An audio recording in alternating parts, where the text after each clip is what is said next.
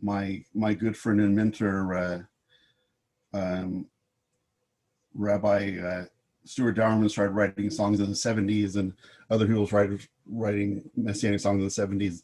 This song is from the 60s, but actually the 60s, not the 1960s. So we'll be looking at this early song honoring Messiah within the Messianic community.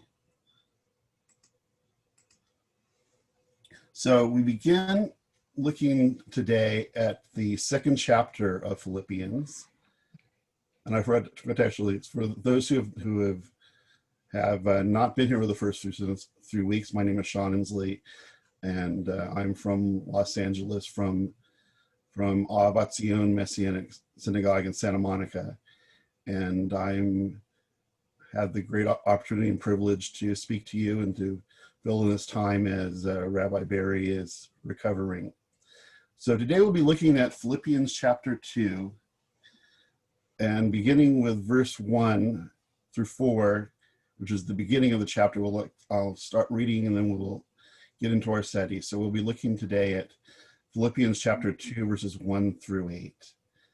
We read in chapter 1, in verse 1, "Therefore, if you have any encouragement for me from your being in union with Messiah, any comfort flowing from love, any fellowship with me in the Spirit, or any compassion and sympathy, then complete my joy by having a common purpose and a common love, by being one in heart and mind. Do nothing out of rivalry or vanity, but in humility regard each other as better than yourselves.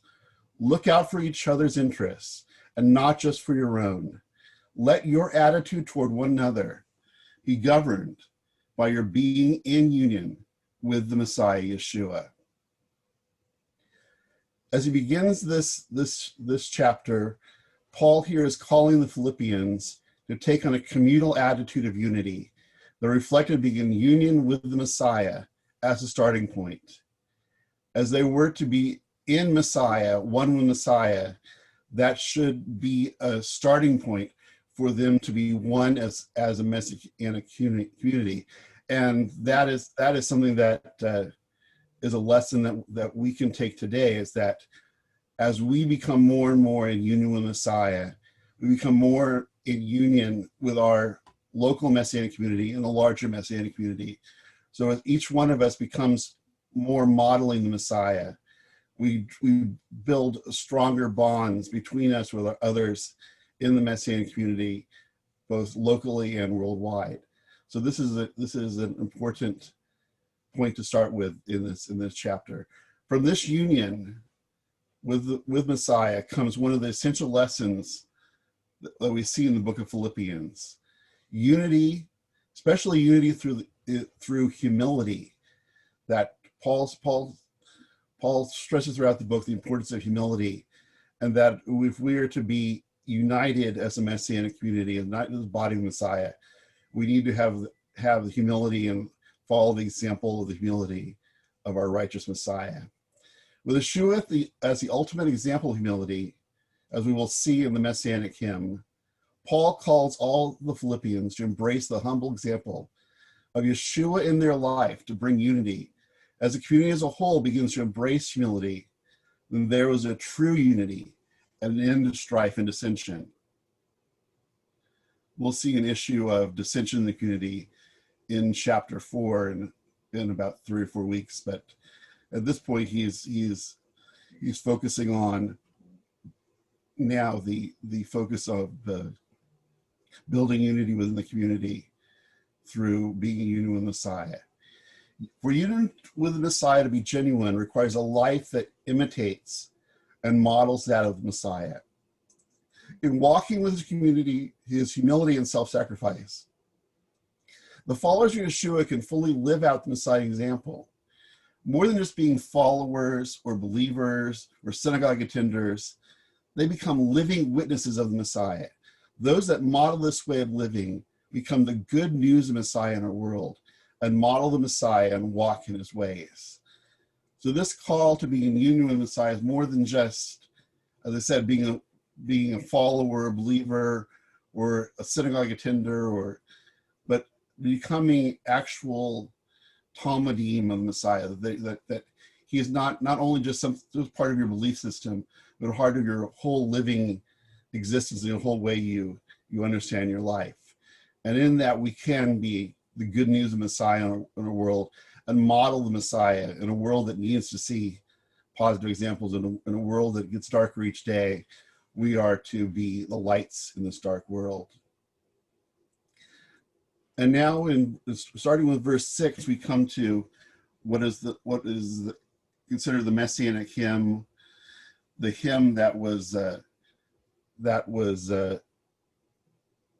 included in this passage, as I will look fuller at it and verse by verse. But beginning here with verse 6, it's verse 6.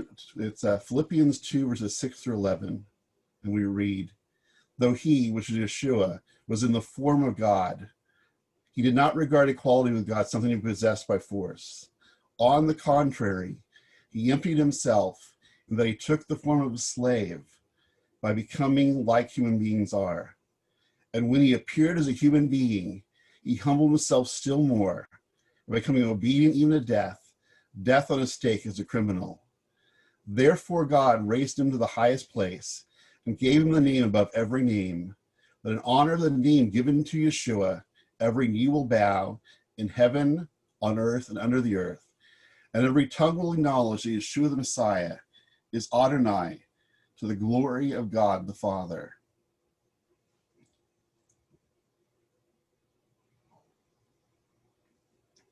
These verses represent, as I said, a Messianic hymn, or an early Messianic Jewish prayer song, which tells in these short 6 verses, we see the story of the coming of the Messiah into the world, which the larger world will be celebrating next Friday with Christmas. The death of the Messiah on the Roman stake, and his exaltation, his resurrection, his ascension and exaltation, being Lord of all creation. These 6 verses, we have a tiny story of the life of the Messiah, his coming to the world, his death, his resurrection, and his exaltation to the place of majesty in heaven. Many scholars believe that Paul was quoting from a previously written hymn or liturgical prayer that the people of Philippi would have believed and even used in their corporate worship. This is interesting. As I said, this could be one of the earliest Messianic praise songs that was written originally in Aramaic among the Jerusalem Messianic community, and here Paul translates it into Greek to extend this song into the Gentile world, into the Greek-speaking world. So it's pretty exciting to think that this here could be one of the first Messianic Jewish praise songs, and it's so powerful, and that in its compactness, it gives the full powerful message of the life of our Messiah. Larry Hurtado, who was a recently passed scholar of the New Testament, agrees that these verses can be understood to be an early Messianic Jewish hymn or liturgical prayer, similar to that of others existed at the time of Paul's letter, which would have been familiar to the Philippian community.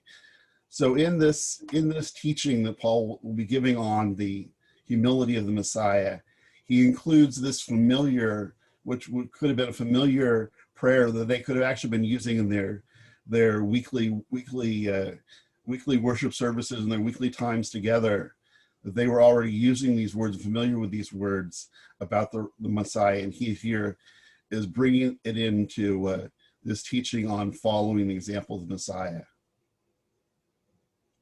As the prayers of the Siddur, the Jewish prayer book, express Jewish theological concepts and the development of the understanding of how to live as Jews, this liturgical hymn gives us an early look at the beginning of Messianic Jewish theology and the early liturgical development within the growing Messianic Jewish and Messianic Gentile communities. The construction of liturgical prayers and hymns like this one, which took from Isaiah 45, verse 23, which is the background scripture to this passage, a passage from the Tanakh that applied to the one God of Israel clearly. And here, Rabbi Shul is referring it to Yeshua, showing an early understanding of the divine nature of Yeshua by the earliest Yeshua followers. We can also see in this development of an early theological understanding of the first century Messianic Jews and Messianic Gentiles, that the nature of the God of Israel is more complicated than a strict monotheism, that in Yeshua the divine nature is shared and yet is within the framework of one God.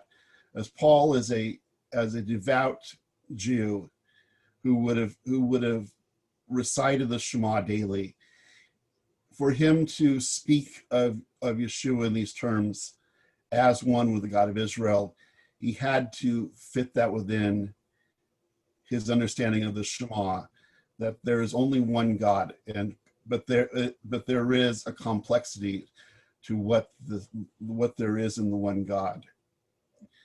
The two millennia of theologians would wrestle with the place of Yeshua as well as the Ruach HaKodesh, the Holy Spirit, within the one God of Israel, expressed in the Shema, the core Jewish prayer from Deuteronomy 6:4. It appears the earliest Yeshua followers accepted that the God of Israel became a human being in Yeshua. In line with the liturgical use of the Psalms in worship, the early followers of Yeshua created liturgical songs honoring Yeshua as Messiah and Lord that were used in worship meetings and private devotionals.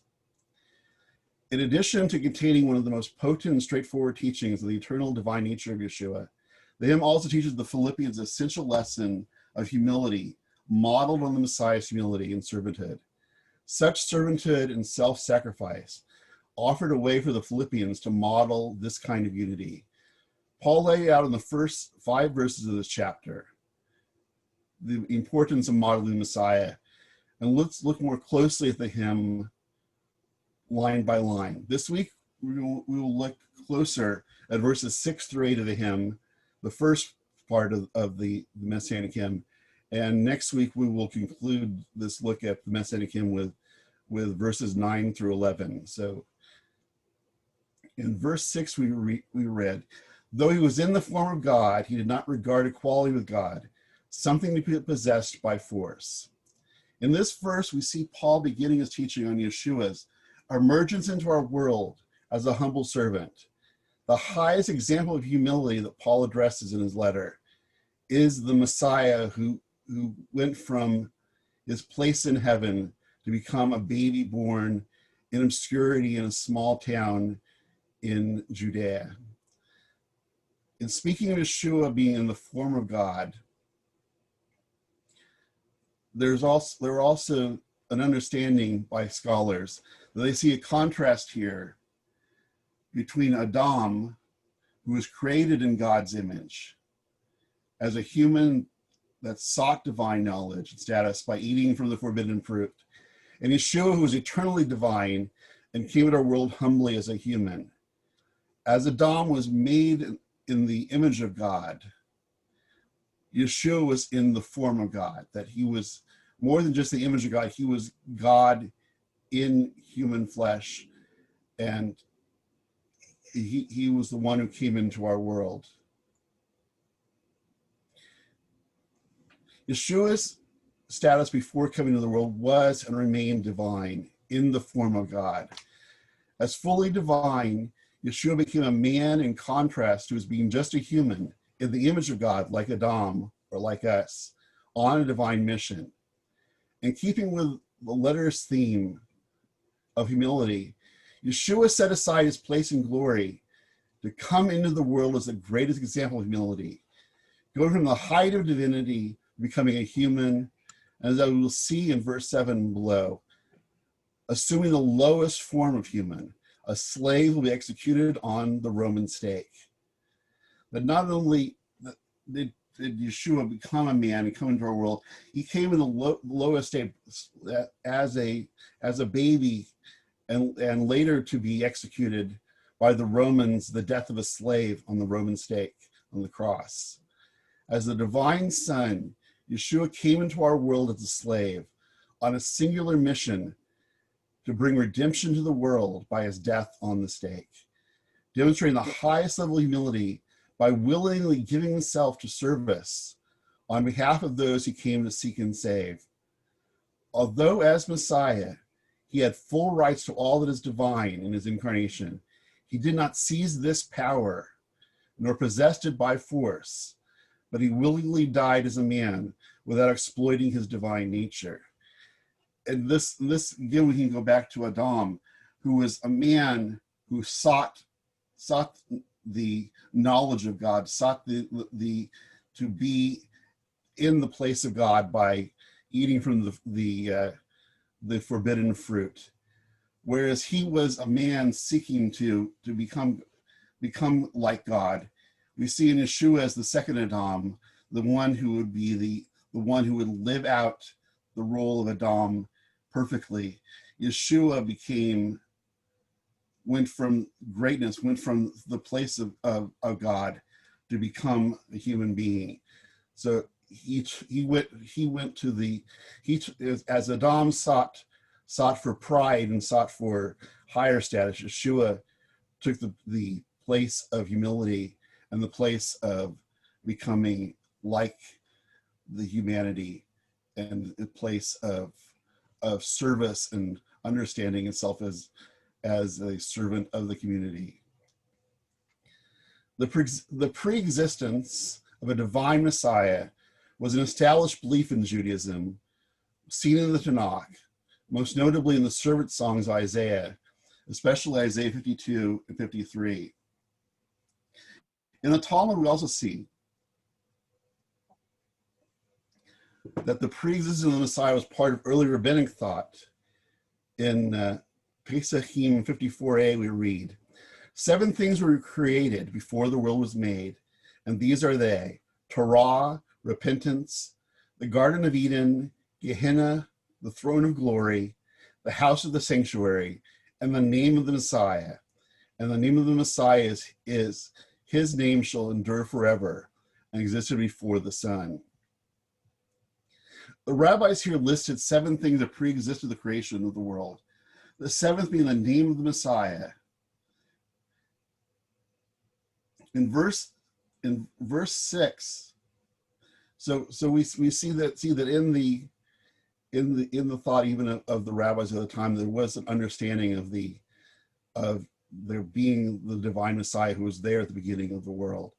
In verse 6, Paul speaks plainly and without explanation about the pre-existence of Yeshua, in line with established Jewish thought concerning the pre-existence of the Messiah.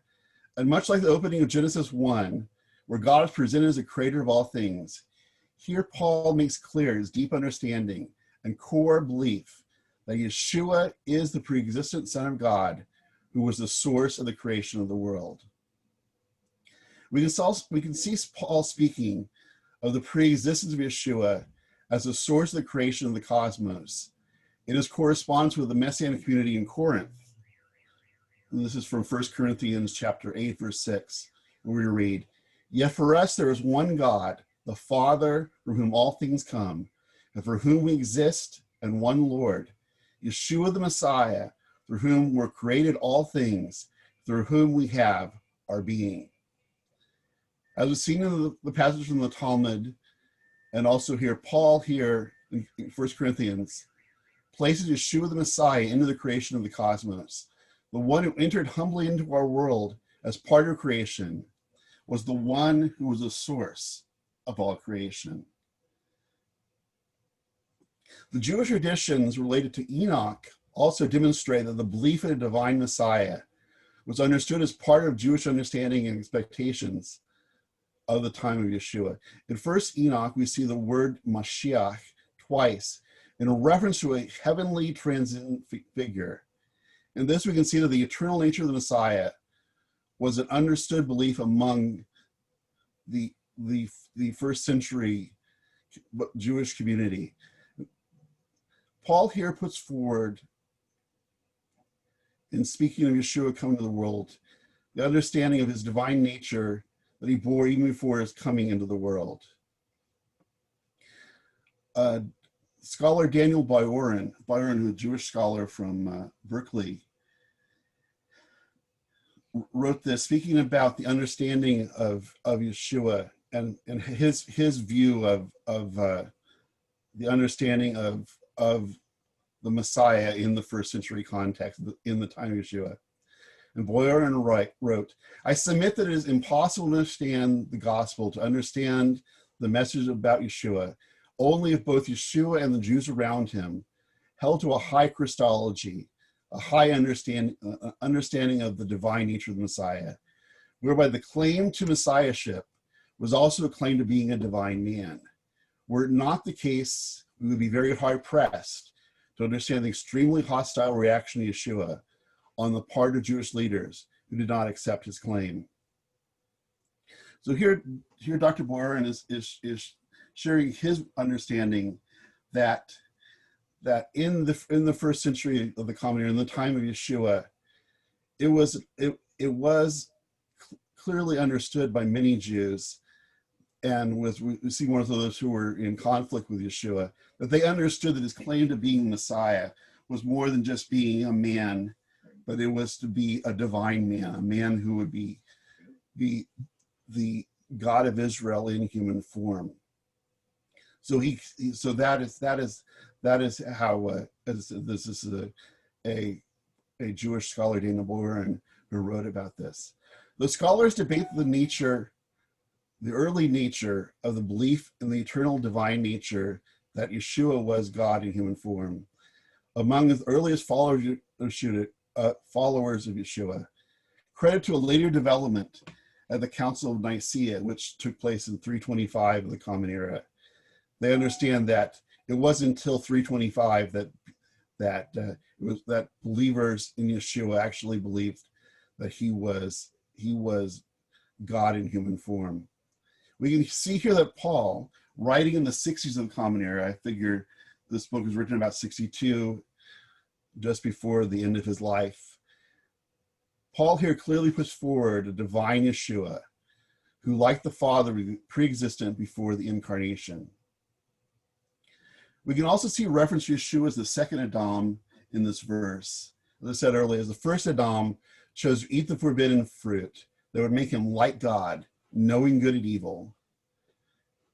And that's actually a phrase that came from the serpent, that if he was to eat the forbidden fruit, he'd be like God, knowing good and evil. But Yeshua is the second Adam, in contrast to the first Adam, chose to lay aside his place as God to come into the world to live as a man. The second half of the verse teaches the eternal power and glory that Yeshua willingly set aside for his life on earth.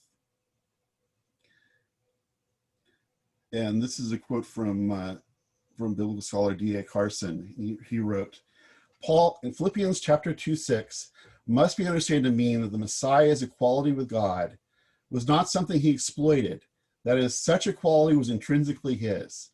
But so great was his humility and subservience to the will of his Father that he chose not to exploit it, but took the path of humiliation, incarnation, and death on a cross. So we move down to verse 7, which reads, on the contrary, he, Yeshua, emptied himself in that he took the form of a slave, by becoming like human beings are, and when he appeared as a human being.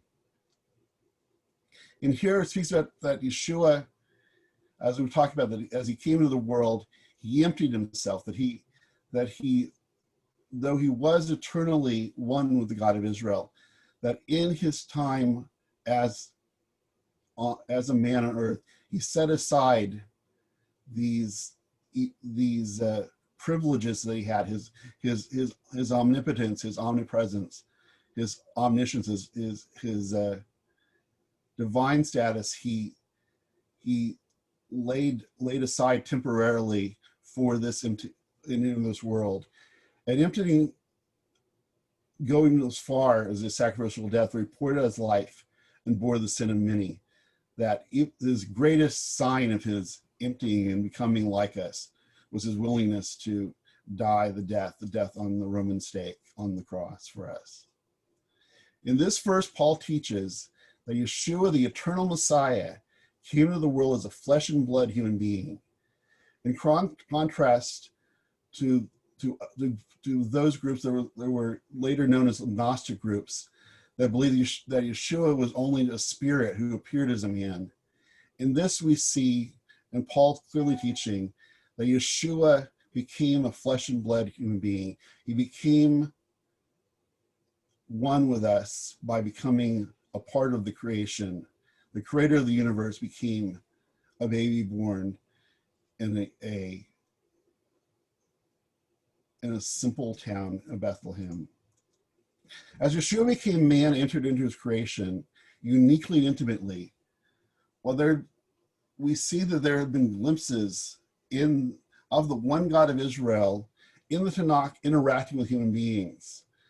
In the Brit Hadashah, Yeshua, as the one God of Israel, emptied himself to enter the world fully and encounter his created beings as one of them.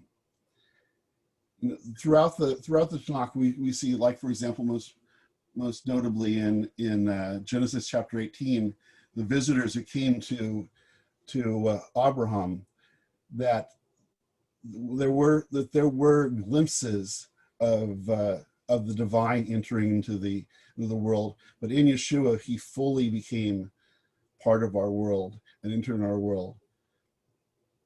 As Paul models Yeshua in his life and calls the Philippians to join him in becoming more and more in Messiah, and that's the running thing through all of Paul's writing, to become more and more in Messiah, that to him, Messiah is everything. Messiah is his very life, his very reason for living is Messiah. He calls us to model that.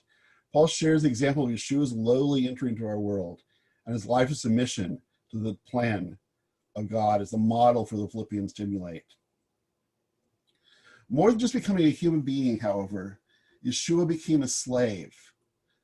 Paul shows the example of Yeshua's willingness to be a slave as one accepted the lowest place in society. Interestingly, in the opening of the letter in Philippians 1:1, Paul makes the Philippians aware that both he and Timothy are slaves of the Messiah Yeshua, and they're modeling the humility and submission to the Messiah.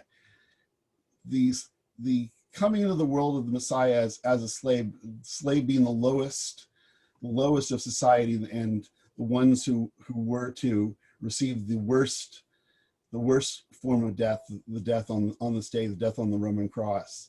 Yeshua came into that level of humility, that not only did he come into our world, but he came into the world at the lowest rung of society.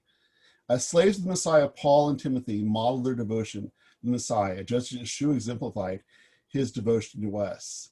So as our Messiah willingly came to the world as a slave, as one who was willing to suffer for righteousness, we as his Talmudim, and as Paul has called us to be ones who model our Messiah, we are to seek to live that level of commitment and humility.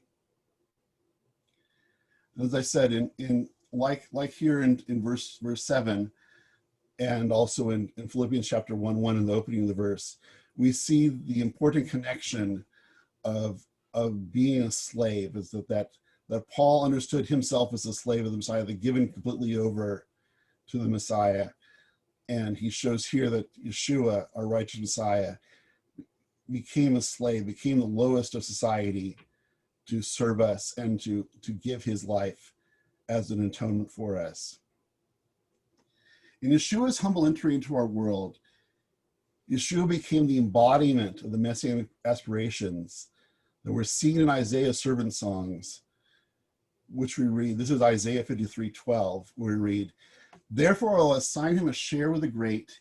He will divide the spoil with the mighty, for having exposed himself to death and be counted among the sinners, while actually bearing the sin of many and interceding for the offenders." In this verse, we see the Messianic servant slave laying down his life as an act of dying as an atoning death, just as Yeshua, our righteous Messiah, would do. Yeshua is the fulfillment of Isaiah's servant songs, of which Isaiah 53 is the best known and most often quoted. Yeshua's humble entry into our world was more than just the one God of Israel entering the world as a man to live among and fellowship with the creation. Yeshua came into the world as a lowly slave servant, demonstrating humility as he temporarily left the highest eternal state to assume the lowest earthly state, becoming like human beings are. So in this, Yeshua came into our world in the place of a servant, that he left his place in glory in the heavens to enter into our world.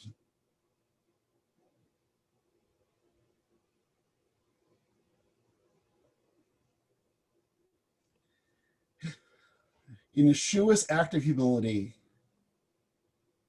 Yeshua is the divine Lord, the divine Son, entered into the world to seek and save, doing the work only God can do. Thus, the one God of Israel again steps into human history to offer redemption which only comes from the divine one. And we read in Deuteronomy 10:17 this important role that the God of Israel plays as the Redeemer. And we see Yeshua embodying this. For Adonai your God is God of gods and Lord of lords, the great, mighty, and awesome God, who secures justice for the orphan and the widow, loves the foreigner, and gives him food and clothing. That's Deuteronomy chapter 10, 17 through 18. And we come to the last two verses of this first half of the Messianic Hymn, with verse 7 and 8. And we will close with this.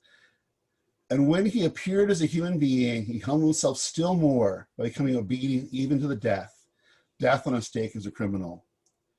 Yeshua's humility led to the execution stake, the cross, the sacrifice out of his love for the Father.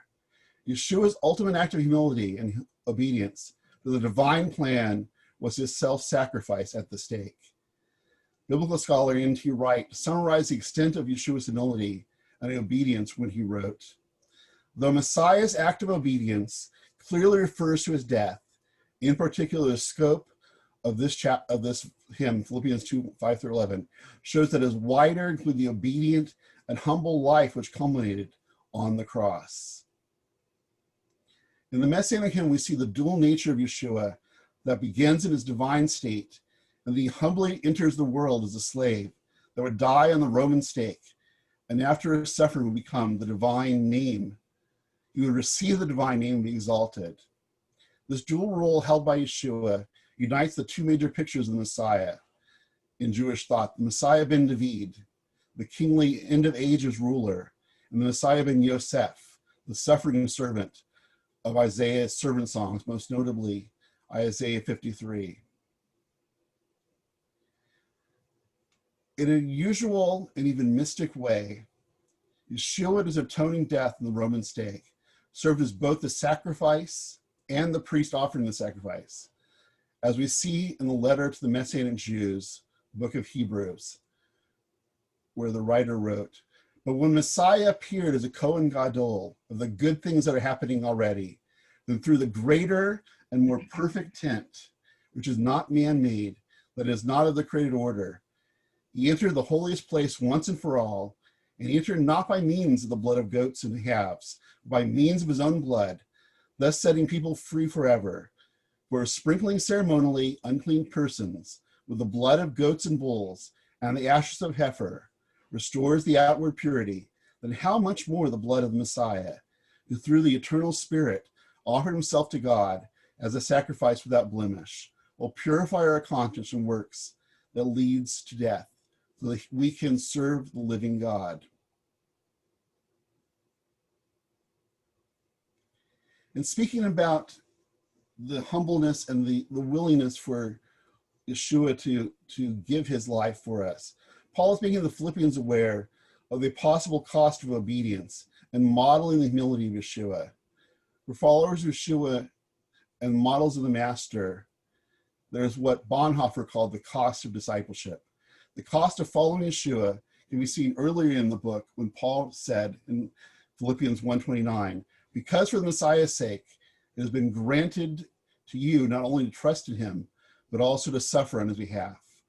Paul also wanted the Philippians to understand that Yeshua, their Lord and Master, died the most humiliating death on their behalf. The deep level of commitment to humility that Paul is calling the Philippians, and by extension us today, is to understand and pursue as the way of modeling the Messiah. As the greatest act of humility, the Messiah's death is to be the point of unity for all followers of Yeshua. Paul is taking the Philippians to the Messiah's death on the Roman stake as the place where they can fully connect to the Messiah and understand their call and emulate his humility, a humility that can and may lead to death for them. So today in this first half of the Messianic hymn, we looked at the humility of our Messiah coming into the world, leaving his place on high as the divine Son, and entering into our world as the lowest of society, as one who would enter the world as a baby and would live his life in humility and die the worst death, the death of crucifixion, the death of a slave. And next week we'll continue our look at Philippians chapter 2, this Messianic hymn, where we come to the exaltation of the Messiah after his life in our world and his death for us, his atoning death, the exaltation of the Messiah to the highest heights, that he would be acknowledged one day by the whole creation as the one Lord and the one who is worthy of all praise. So it is good to be able to share these words with you today. I know I went a little long today. I'll try to watch my time better.